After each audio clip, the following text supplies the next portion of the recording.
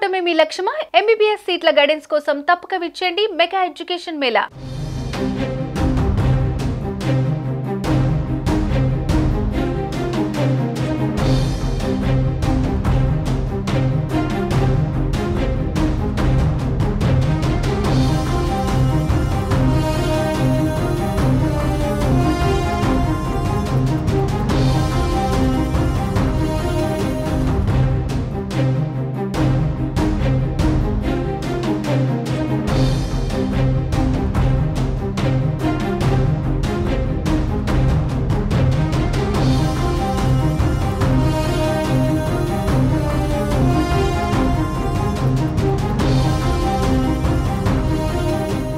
ఏపీలో కూటమి ప్రభుత్వం మళ్లీ చంద్రన్న కానుకల పంపిణీకి సిద్ధమవుతోంది. సంక్రాంతి, క్రిస్మస్, రంజాన్ పండుగలకు రేషన్ కార్డుదారులందరికీ మళ్లీ చంద్రన్న కానుకలను అందించేందుకు టీడీపీ కూటమి ప్రభుత్వం నిర్ణయించినట్టుగా తెలుస్తోంది. గతంలోనూ టీడీపీ ప్రభుత్వం ఈ పథకాన్ని అమలు చేసింది. అయితే ఆ తర్వాత అధికారంలోకి వచ్చిన జగన్ ప్రభుత్వం ఈ పథకాన్ని నిలిపివేసింది. తాజాగా మళ్లీ వీటిని పంపిణీ చేయాలని కూటమి ప్రభుత్వం నిర్ణయం తీసుకుంది.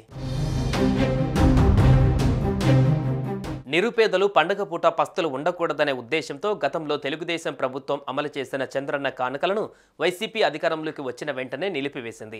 కందిపప్పు, పంచదార, గోధుమలు ఇలా అన్నిటినీ తీసేశారు. బియ్యం పంపిణీకి మాత్రమే ప్రజా పంపిణీ వ్యవస్థను పరిమితం చేశారు.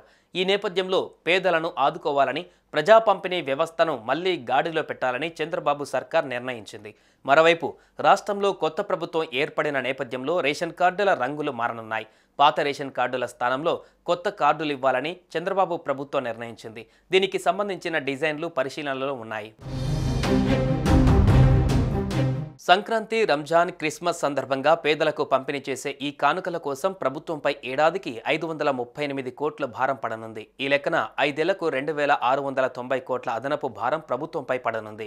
ఈ పథకం కింద చంద్రన్న సంక్రాంతి కానుక, క్రిస్మస్ కానుక కింద 1/2 కేజీ కందిపప్పు, 1/2 కేజీ శనగపప్పు, 1/2 కిలో బెల్లం, 1/2 లీటర్ పామాయిల్, కిలో గోధుమ పిండి, 100 గ్రాముల నెయ్యితో కూడిన కిట్లను కార్డుదారులకు అందిస్తారు.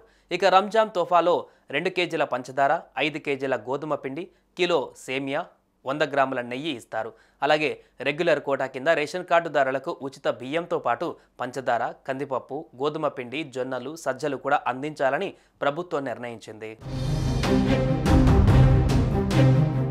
రాష్ట్రంలో కూటమి ప్రభుత్వం రేషన్ కార్డులను కూడా జారీ చేయనుంది. రాష్ట్రంలో అర్హులైన పేదలందరికీ కొత్త రేషన్ కార్డుల మంజూరుతో పాటుగా ఇప్పటికే ఉన్న పాత రేషన్ కార్డుల స్థానంలో కొత్త కార్డులు ఇచ్చేందుకు కసరత్తు చేస్తుంది.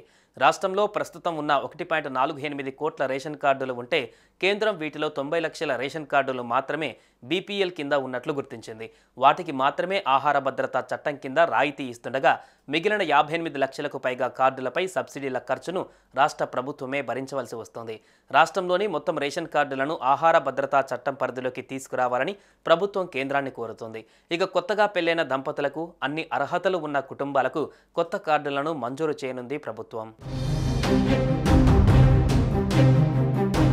సుమన్ టీవీలో మీ పర్సనల్ అండ్ బిజినెస్ ప్రమోషన్స్ కోసం కింది నెంబర్కి కాంటాక్ట్ చేయండి.